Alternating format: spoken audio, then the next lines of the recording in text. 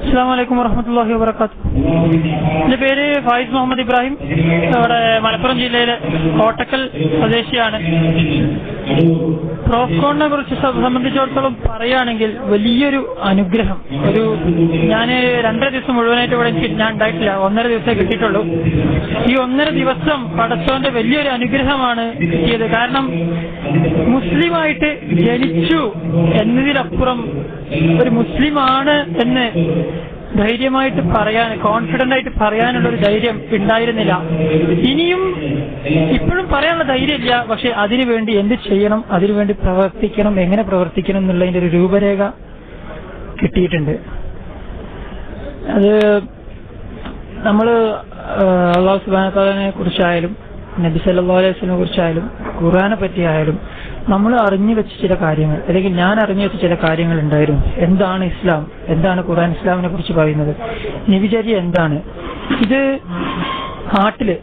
നമ്മുടെ നാട്ടിലെ മുൻകഴിഞ്ഞ് പോയവർ ചെയ്തു വെച്ചതും അത് ആ രീതിയിൽ എങ്ങനെയാണ് അവർ ചെയ്തിരുന്നതും, നാട്ടിലുള്ള സംഘടനകളും മറ്റുള്ളവരും ഇസ്ലാമിനെ എങ്ങനെയാണ് വ്യാഖ്യാനിക്കുന്നത് എന്നതിലപ്പുറം സ്വയം പഠിച്ചിട്ടുള്ള ഒരു ഇസ്ലാമിനെ കുറിച്ച് ഇതുവരെ അറിഞ്ഞിട്ടുണ്ടായിരുന്നില്ല. തെറ്റ് എന്റെ തന്നെയാണ്.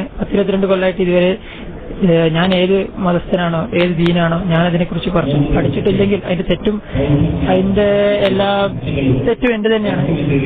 ഇന്ന് അഫ്ഗാനിൽ വന്നതിന് ശേഷം എന്റെ തെറ്റെന്താണെന്ന് ഞാൻ ശരിക്കും മനസ്സിലാക്കി. ഒരു മനുഷ്യൻ എങ്ങനെ ഈ ലോകത്ത് ജീവിക്കണം, പടച്ചവനോട് നന്ദി കാണിച്ചുകൊണ്ട് നമുക്ക് കിട്ടിയ വരദാനങ്ങൾ അതിന് നന്ദി കാണിച്ചുകൊണ്ട് നമ്മൾ എങ്ങനെ ജീവിക്കണം, നമുക്ക് എന്തെല്ലാം വരദാനങ്ങളാണ് പടച്ചവൻ തന്നിട്ടുള്ളത് എന്നത് മനസ്സിലാക്കാനും, നബി കാണിച്ചു തന്ന ചര്യ എന്താണ്, നമ്മൾ മുറുകെ പിടിച്ച് പിൻപറ്റി ജീവിതത്തിലുടനീളം മുറുകെ പിടിച്ച് പിൻപറ്റുന്ന ചര്യ അതെന്താണെന്നും ഒരു പരിധിവരെ ഇവിടുന്ന് മനസ്സിലാക്കാൻ കഴിഞ്ഞിട്ടുണ്ട്. ഇനി മനസ്സിലാക്കാത്ത ബാക്കിയുള്ള കാര്യങ്ങൾ എങ്ങനെ അത് മനസ്സിലാക്കണം, എവിടുന്ന് അതിനുള്ള ഗൈഡൻസ് കിട്ടും, എങ്ങനെ പഠിക്കാൻ പറ്റും, ഏത് രീതിയിൽ പഠിക്കണം, എന്തെല്ലാം പഠിക്കാനുണ്ടതിനെ കുറിച്ചുള്ള രൂപരേഖ ക്ലിയർ ആയിട്ട് ഇവിടുന്ന് കിട്ടിയിട്ടുണ്ട്. മാത്രമല്ല ഒരു 22-23 വയസ്സായി, ഡിഗ്രി ഏകദേശം കഴിഞ്ഞ് ഞാൻ PG ക്ക് ജോയിൻ ചെയ്യാനുള്ള പ്ലാനാണ്. അപ്പൊ ലൈഫിൽ എന്ത് ചെയ്യണം എന്നുള്ളൊരു വലിയ ചോദ്യത്തിന് ഒരുപാട് ഉത്തരങ്ങളും ഒരുപാട് ഓപ്ഷൻസും ഇപ്പൊ മനസ്സിലുണ്ട്.